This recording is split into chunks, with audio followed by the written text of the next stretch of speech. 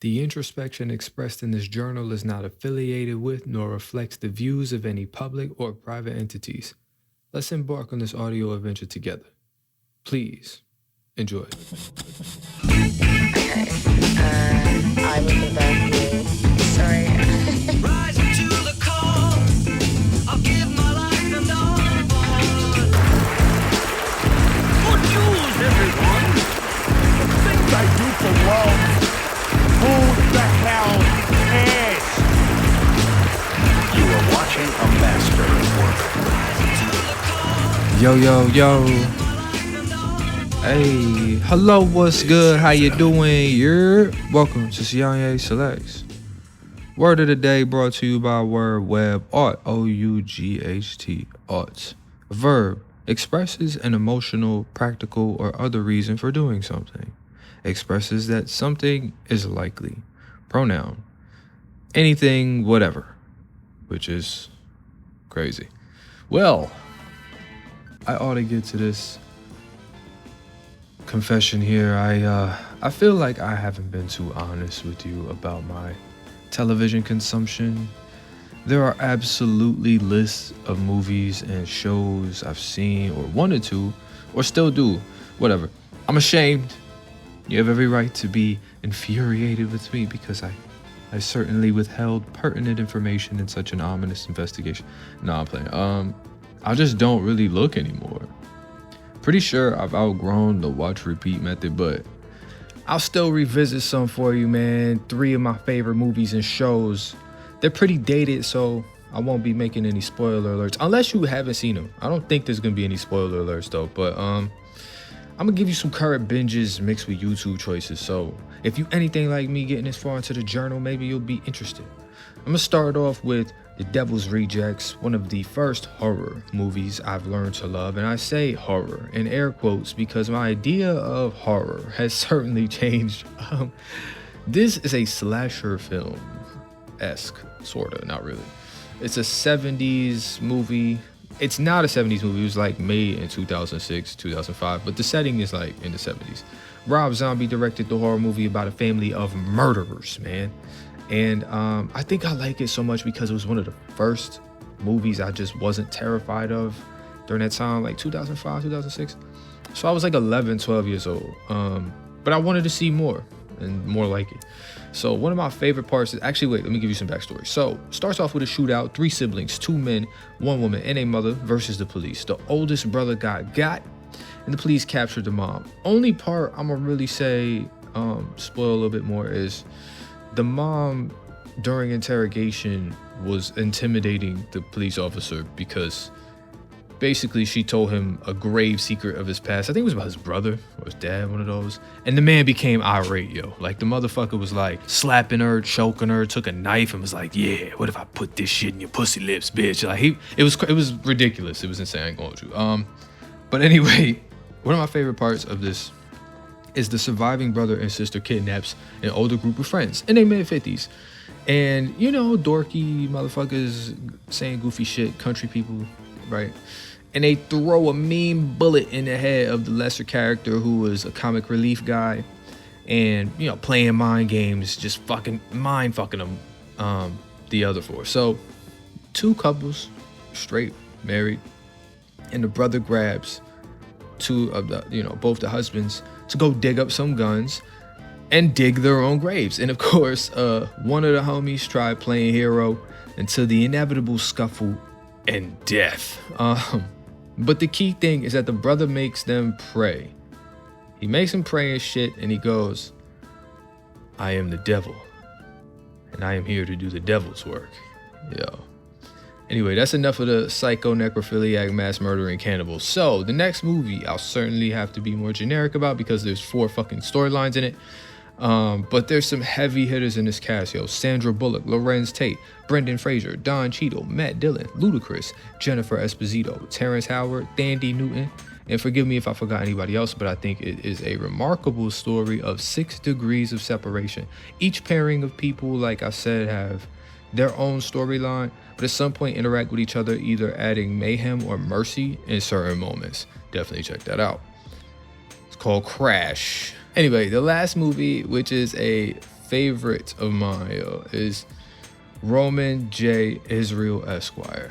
Man, Denzel plays a lawyer, an old lawyer, who is by the book, but so stuck in his old ways morally that it compromises his financial standing. So the firm he works for and partially runs took major hits, but had a saving grace by being bought out. He befriends the man who bought the company, Colin Farrell, who also did things by the book, but in a more modern sense, and is rather successful in the city he represents. Without giving it all away, things got shaky when Denzel's character Roman uses confidential information to collect reward money, which transforms his tax bracket and adds a bit more light to his lifestyle. Ultimately, he is punished for his wrongdoings, but not without leaving behind a mountainous puzzle for Colin Farrell's character to piece together. A show I'm watching that I think is a fantastic storytelling powerhouse is Fargo. Yo, there's 5 seasons. I'm gonna just give you basic premise of each. So the first season is about a good dude who's a pushover and low-key loser turned bad guy once he murders his wife semi-accidentally, not really, and receives guidance from some rando dude to cover it all up in a small town. We have no idea what the fuck, like, what the ties is, but I'd say watch it. You might add some more your own sauce to it. So season 2, my favorite season, yo, about a family who owns some land and business, which has some fierce competition from a mafia conglomerate with no familial ties whatsoever. While all that is happening, a couple who aspire to own a butcher shop gets mixed in when the wife accidentally runs over one of the family members associated with the massive violence and eventually is hunted by one of the family's henchmen. So a neighbor and sheriff of the couple, whose wife is dying with cancer, attempts to save them from what seems to be an impending doom. It's all set in the 70s, super layered, my favorite of all seasons. I'm not even gonna act like I remember season 3. Like, I watched season 2, I saw season 3, I said, fuck that shit, man. I saw it one time, I stopped midway, I said, fuck this, because I moved on to season 4, right? It was just much more interesting for me and connected to season 2 in an unexpected way. So season 4 is really the groundwork explaining the origins of immigration to the United States and families creating the American dream, so to speak. This certainly deals with gangsters, man, ranging from Jews to Irish, Italians, then Africans or blacks or however the fuck, you want to be racist. So subtle crime mob shit with Chris Rock as Cannon, leader of the new movement meant to establish a network that'll make America take black people seriously. But we all know how that story ends. So there's much more. I encourage you to watch season 2 before getting there, because it won't make sense or be nearly as impactful.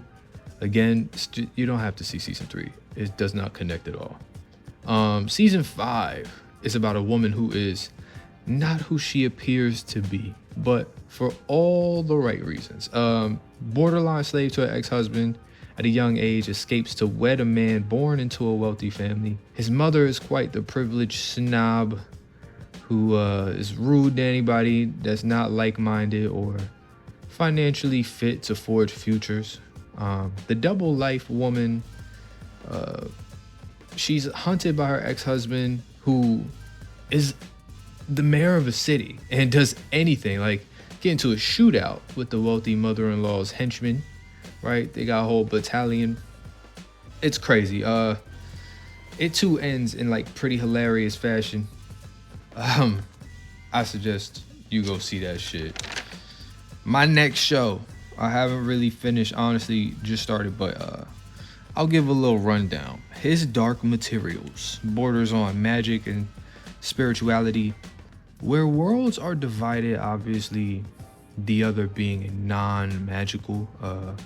It bears a social stratification, of course, where the magically inclined government, known as the Magisterium, separates itself from, I think, I think they're called Gypsy, whatever. I don't remember. But by the time I finish writing this and see the show and get to recording, maybe I'll do a revision.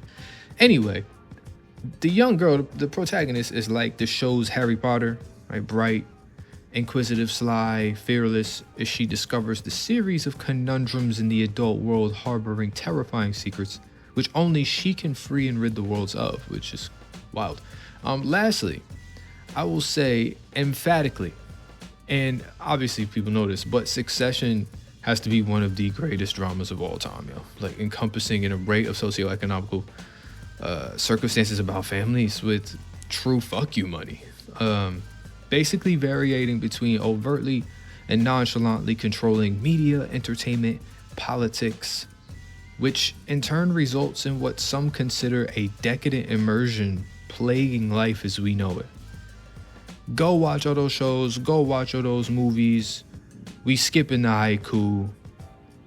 The next song is gonna be Alex, Isley, Terrace Martin, Glad I Found You.